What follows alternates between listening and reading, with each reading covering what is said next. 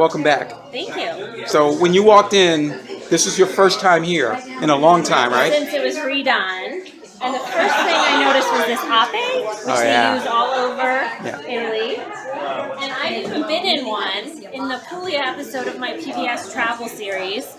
This very nice older Italian man invited me to join him. And we used it to go to, we drove to an olive mill for an olive harvest. Wow. So you can't beat that. I don't know if I don't know if that can open, but it would be kind of cool to just be able to sit in there, wouldn't it? This one's a little small, and you've had a lot to eat. Squeeze it. So imagine yourself scooting. You have a lock? You don't have a lock. It's not locked. Oh, I'm not going to start She wasn't planning on starting it. Well, it doesn't have an engine, so. Well, it's good to know. So this is an ape for anyone who... It's cute, isn't it? You see them all over Italy. Really? Any farm, yeah. Because they're super easy to get around, and I think there's only 3 wheels. Now, do they drive on a sidewalk sometimes? Sure. If that makes it easier. There you go, and I like the color. Yeah, I like the color. It's nice. It's very pleasant. And then we have our obligatory antipasti arrangement here, right? Prosciutto, cheese. Can you show us what you think I'm would be? not sure what everything is. We probably need Bill. Prosciutto is probably prosciutto Parma, maybe, and then maybe some type of guayou, or would be. Figs are awesome. We have Yeah. soprasata. Figs are really big in Italy. Figs are very big in Mediterranean countries in general too. And then some type of olive. I wonder if that's. And then those are some of my favorites. They're called taralli.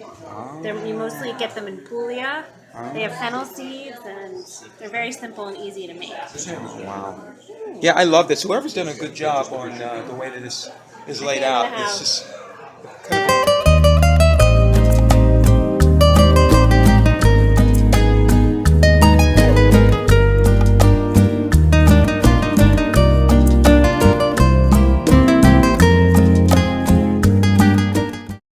This is Kathy's mother. This is a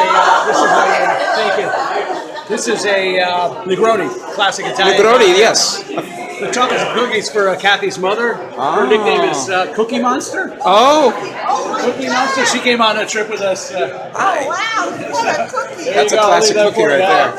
That's all for you. So, wow. It's a big cookie. Maybe she can share it with you. I'm just glad I was able to witness that. We do. Johanna, our chef, you got to meet Johanna upstairs. She's spectacular, our chef. But it's not particularly Italian, but it's got some some sea salt on it as well. Oh, yeah, that's good. So, what do we have here? What do we have here? I couldn't tell you what cheese. What cheese do we have here? Tell the camera. Hi, how's it going? How are you? Good to meet you. Good, nice to meet you. So we have Brabant or goat gouda from the Netherlands with some homemade peach and vanilla compote. And then this one is a stracchino di capra. So it's a goat's milk cheese from Italy with salted cantaloupe. So the cantaloupe is the top. The sauce on the top. Cantaloupe and peach. Very good. Yeah, enjoy it. And this is something that you can get if you ask for it, then, right? Yes, absolutely. She's the number 6 cheesemonger in the entire United States of America. Number 1 in our hearts, for sure. Absolutely. I had no idea there was a rating system for a She cheesemonger. went to a competition in New York. Oh, wow. Very interesting. Ended up doing pretty well. So Wow. came in my 6th out of about 50. So you can identify cheeses by taste. I'll bet you can identify.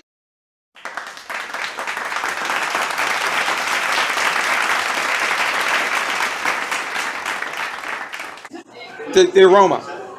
The aroma, right? Aroma, it smells like truffles, which is like one of my favorite things. Which is next month they'll be harvesting them in Umbria, in the center of Italy, and also in Piedmont and Tuscany. So I think more than how beautiful it is, it smells really good. Yeah, that's an important thing that you would expect. So there's some of my tarallis again. They're a good snack. So they seem to be dotting the path to the beautiful land back here, wherever the things are centered around here. Down for about 6 months to renovate it last summer. Not this summer, the summer previous. We reopened in November of 2015, and we've been operating since then. So this is a very soft and complementary color palette for the type of work that you have. the culinary work that you have here, it complements that in a sense, Absolutely. right? When she was talking about the octopus, I mean, you can see down at the end. Yes, yes. A lot of tentacles and whatnot. There's certain images that sort of pop out at you. With this is Via Umbria. It's an Italian place. So, but we sell Italian goods. We do Italian food, but we also celebrate what the Italians celebrate. That's sort of local, supporting local things, and so having a local artist was a good hook.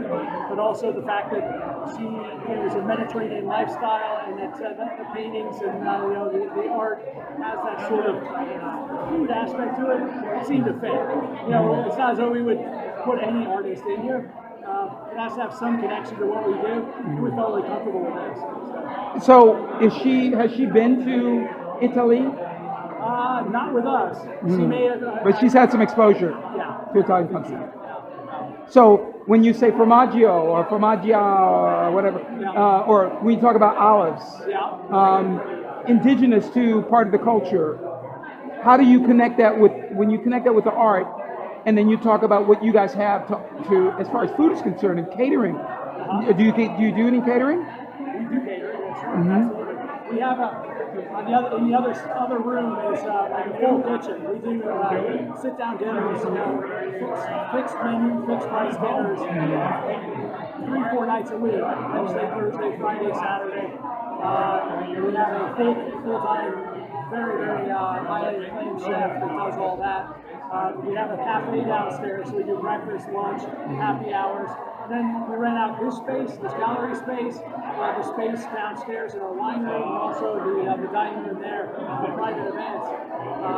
So we work with clients who want to do an event from anywhere from 10 to 40